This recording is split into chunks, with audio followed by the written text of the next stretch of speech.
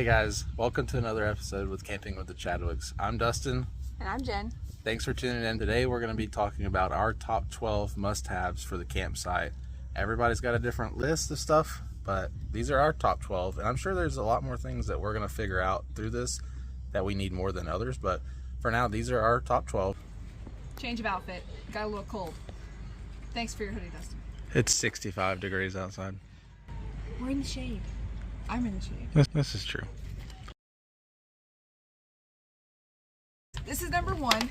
This was my must-have because I'm one of those people that get a little motion sickness, and the slightest bit of unevenness makes me not like it. So this was my must-have. It definitely helps. You can tell when it's not in use because we didn't have it up for one day, and you can definitely tell a difference. These chains help it from continuing to slide, and this hole right here goes into here to tighten it in this little hole. If I can get, there it is. And this is how you tighten it.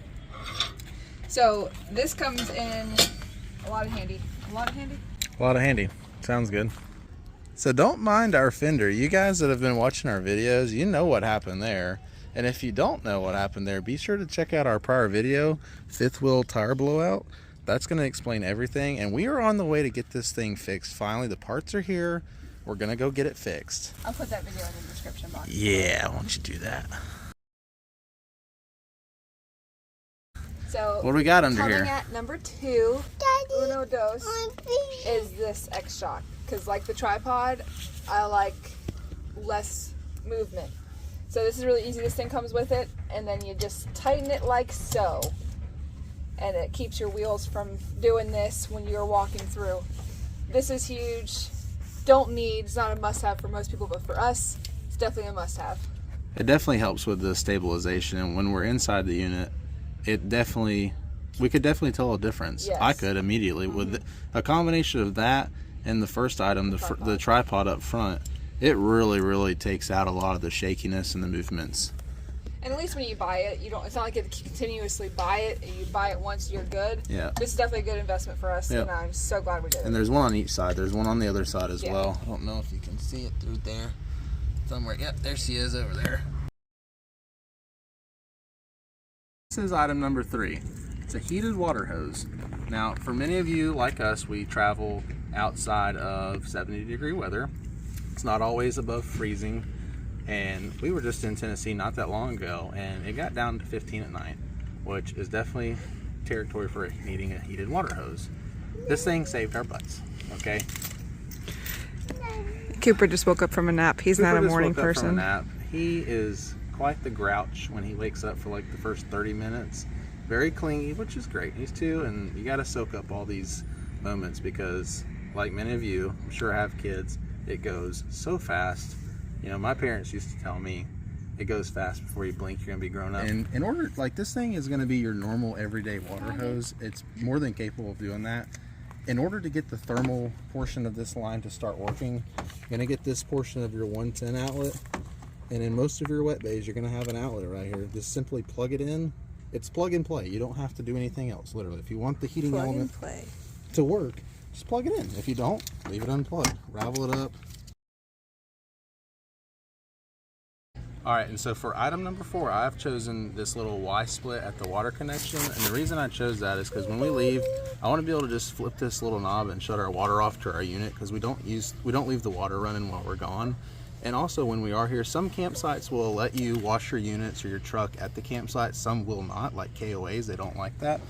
But if you are at a place that you want to wash something like your truck, this YSplit's going to enable you to do that and not have to unhook the water to your rig. So that's why I think this YSplit is very useful. We've used it several times. It's just good to have. And Cooper's gonna choke me out before I get done with this segment, but that's okay. Number 5. This one is very important because it's part of what you should be doing every time you load your camper up before you move it. It's checking your tire pressure. Very crucial. We do that every time we leave the campground, but make sure you don't forget it. Tire pressure gauge. Okay, you're gonna put this little opening on your stem tire, right? It's got a little readout, PSI, whatever metric you use, bar, kpg, any of that stuff. This one's hyper tough. It does the job. It's small, put it in your pocket, put it in the glove box, whatever you want to do, but it's digital, which is even better to me. I don't like the little stem thing, the old fashioned. That's why I said this one's a must have for us, because the other one can just be a stem. Yeah, it just tells me it doesn't get stuck like the old fashioned one. Sometimes they'll get stuck, and it's just, this is digital. Now if it's calibrated or not, I don't know, but get yourself one of these things. Number 6, this is going to be our air compressor. Now the reason I got this one more or less is because I can use this 110 plug, which is usually what I use because I've got drop cords everywhere, or you can use the cigarette plug-in lighter thingy bobber. Any rate, that's one of the reasons I got this. And make sure when you're choosing your air compressor that it goes up to a high enough PSI, so when you're doing, you know, you're pumping up your truck tires or your RV tires or your basketball, football, whatever, make sure that it will reach what PSI you need. Our tires, I believe, are at 80. Some of these things only go up to like 50 PSI. Make sure you get yourself one that's going to reach up. Also, this is really the only attachment I use. It's tucked in already. It's the tire connection. It comes with all the attachments for your basketballs and whatever you want to use it for, but it's stowed away nice in the back. Again, digital readout. It's got a light on it over here, so if you're doing something at night, you know, you're going to have yourself some light if you forget your handy dandy little headlamp. Yeah. So this is why I've chosen this one. I haven't actually used it yet, but I'm excited to use it. Christmas gift.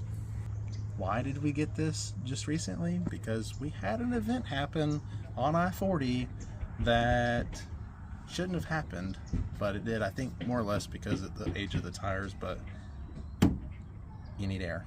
Make sure you got air. You don't want to be pulling over fighting all these people in the gas station parking lots. That can be a real pain in the neck.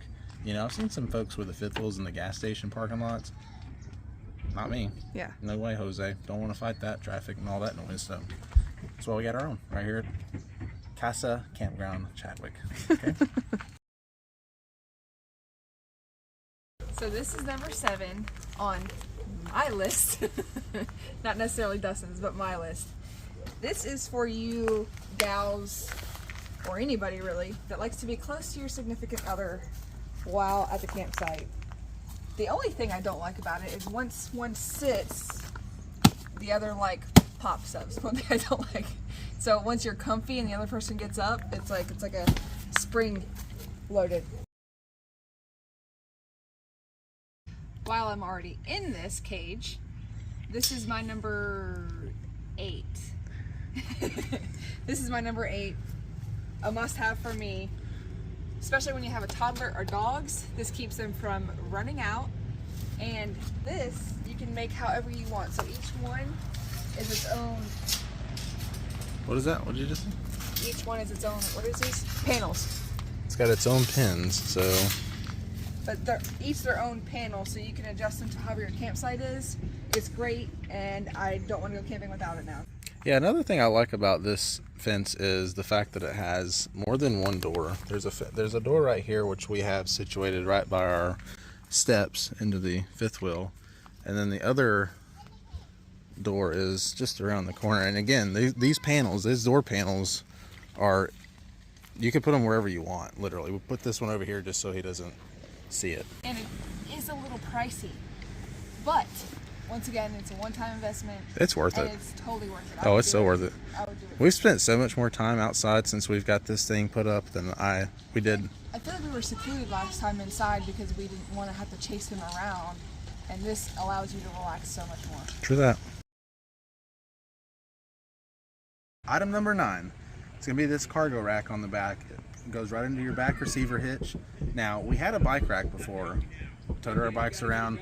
We never used the bikes outside of Florida, so we thought it would be, you know, more useful as full-timers. Man, our son is just going crazy in there with tops right now. Holy moly, it's like a jungle in there. At any rate, we chose to get the cargo rack instead because we've got the fence now, and we can't really fit the fence anywhere, so this cargo rack's going to come in handy. Super easy to assemble, very reliable. You can raise this thing up if you like. I don't, but on this I'm going to put the fence, I'm going to put our grill, and probably another box or two. The reason I chose to get this cargo rack is because we're already limited in space up front under our bed in the pass-through cargo area. So in order to get ourselves a little bit more space for storing things that, you know, you're not really worried about getting into the elements. Number 10, our must-have, is that guy right there, the slide topper. We've got one on this slide and one on the other side as well. But that, you know, for you people that just don't want to get up on your roofs every time you leave the campground, like me, I'm 270 pounds. I don't want to get up there every time. That slide topper, it's great because you don't have to get up there and sweep off your slides every time before you put your slides in like you're supposed to. I mean, you still do it when you have slide covers. I have to get up there now more or less when it rains and get the water off of it, but it definitely saves me some climbing, which is great. And now I'm going to take you guys up there with me, and we're going to check it out from up top. All right, go up there. I'll hand it to you up there. Yeah, I know you will. Oh boy.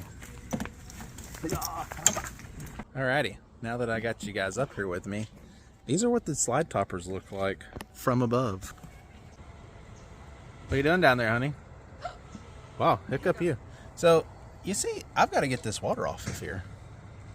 But these are the slide toppers from above. This is a heck of a view right here, I'm telling you. See all that sag? I gotta get this water off of here. But man, at that sunrise. So item number 11 on the list are these step covers. For me, they were big because in the last camper we had, we didn't have these things, and man, I wanted them. Whenever you get out and you walk through, especially if the sun is shining directly on these things, since they're metal, it like reflects the sun right in your face and it like blinds you. So this was huge for me, no slip. Item number 12 would be this rug. This is a must-have for us because it helps Cooper have a space to play, and it's not all in dirt. He can sit on this thing, he can play in this thing, and not everything's gonna get dirty, sandy, muddy, gritty. This is a must-have for us. I think it's a 5x6. No? Oh, 5x7. I'd probably want an 8x10, but 5x7 will do. But it's easy clean, but make sure it gets your 4 stakes to put it in so it doesn't fly out. These little guys right here, little stakes.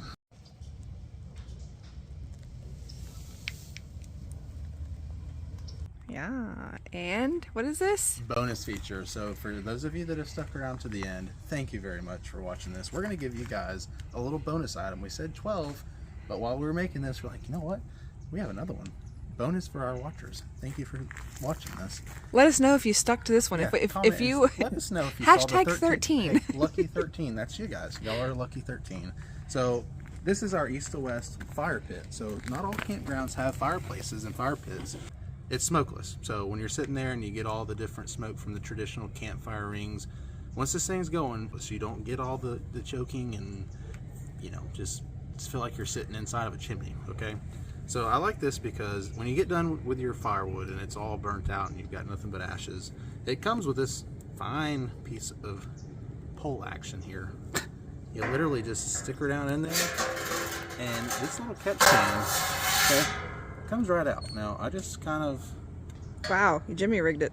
yeah, I messed up there, but it's okay. This thing's gonna catch your ashes, and you can simply dump them wherever you want to dump them at. My dad had it, and we loved it when he had it at his campsite for Christmas. Yeah. That's why we know this is So a must-have for cool us. about this? I learned this from one of our fellow camp neighbors here, and I hope they've subscribed. That would be cool. So if you're watching this, this is a thanks to you.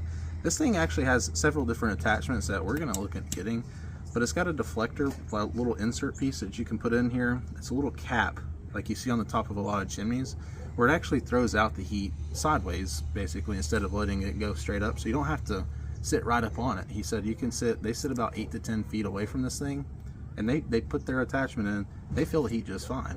Now, you can also make this and double it as a charcoal grill. Put your coals down in there. They have a little grate that you can. Why are you looking at me? I'm looking at you because you're beautiful, honey. And I love looking at you because you're my wife. I mean, I'll take it, babe. I mean, I'm not lying. But, you know, for you grill masters, the fellow grill masters out there, I'm going to look at getting one of those because that'd be cool. I have a charcoal grill. I have a flat top. I don't have a charcoal grill. We're going to look into that. No bloopers getting up here. No bloopers?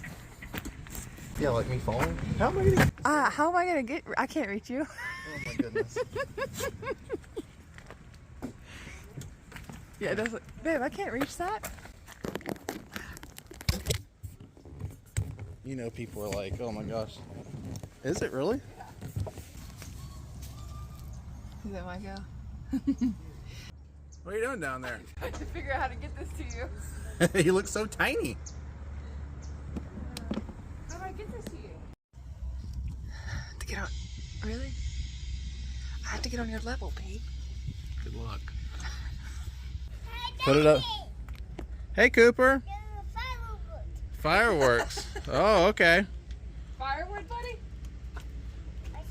Yeah, squirrel. Okay. How do I say that? Comes in. A lot of handy. Okay. Looks like Carol. Carol. Cheryl. Carol Baskin? No. God, no. They saw a squirrel. You do that a lot too. Daddy. But one, you keep looking at me. The squirrel. It's actually right here. Look, check it out. There's the squirrel. It lives. Bonus feature would be this fire pit. Portable. It keeps, wow, it echoed now I took that off. It's not item number 13 that can get cut out. And I think this is where we stop it. Anyways, we just want to... Man, so thanks for watching this one. Do us a favor also, if you find any of these items useful, leave us a comment in the section below.